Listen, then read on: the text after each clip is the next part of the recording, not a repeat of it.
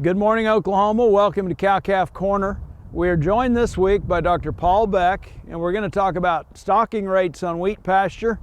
Paul, we're encouraged now. We've actually had some moisture in the past few weeks, and it looks like wheat pasture's coming on.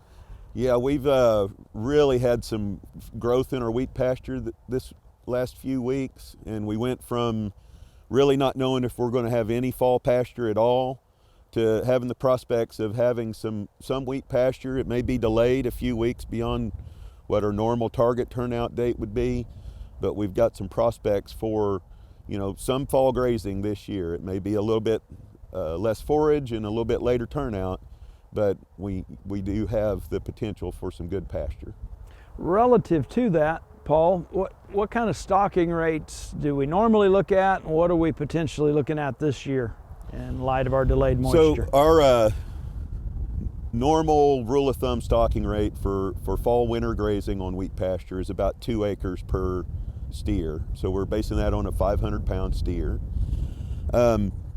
When we look at wheat pasture like this, it's about 4 inches tall, and using a rule of thumb about 200 pounds of forage dry matter per square inch in height.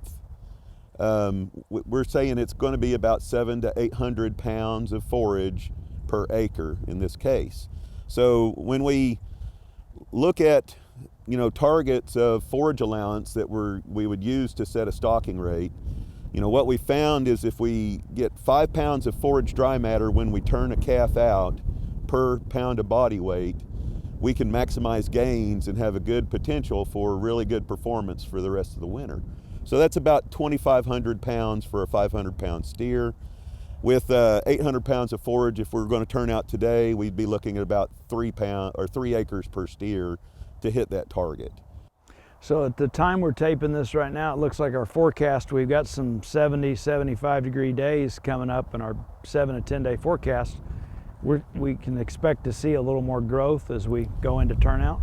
Yes, so some research done here at Oklahoma State several years ago found that they were able to produce about 3 to 3.5 pounds of forage dry matter per acre for each growing degree day. Now, a growing degree day is the average temperature minus 40 degrees. So if we have 70 degree day as a high and a 50 degree evening, that's an average temperature of about 60.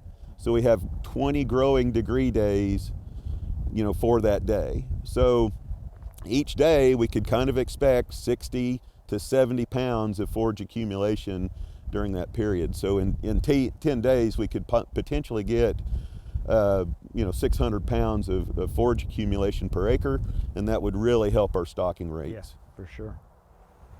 What other tips do we need to think about as we look at turnout this year? If we're going to try to stock at 2 acres per steer at a time when we've got 700 or 800 pounds per acre, we can still get the potential for good performance on those cattle.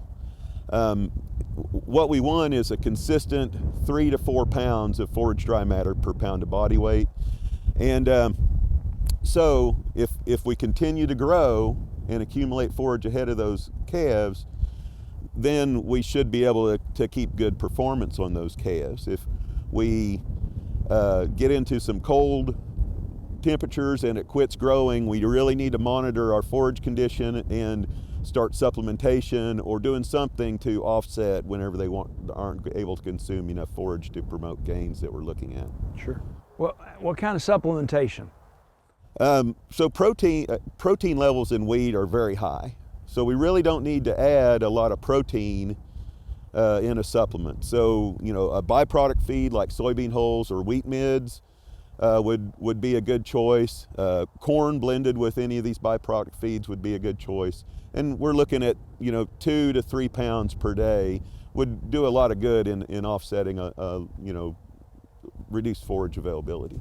So Paul, thanks for joining us. We appreciate you joining us on Cow-Calf Corner.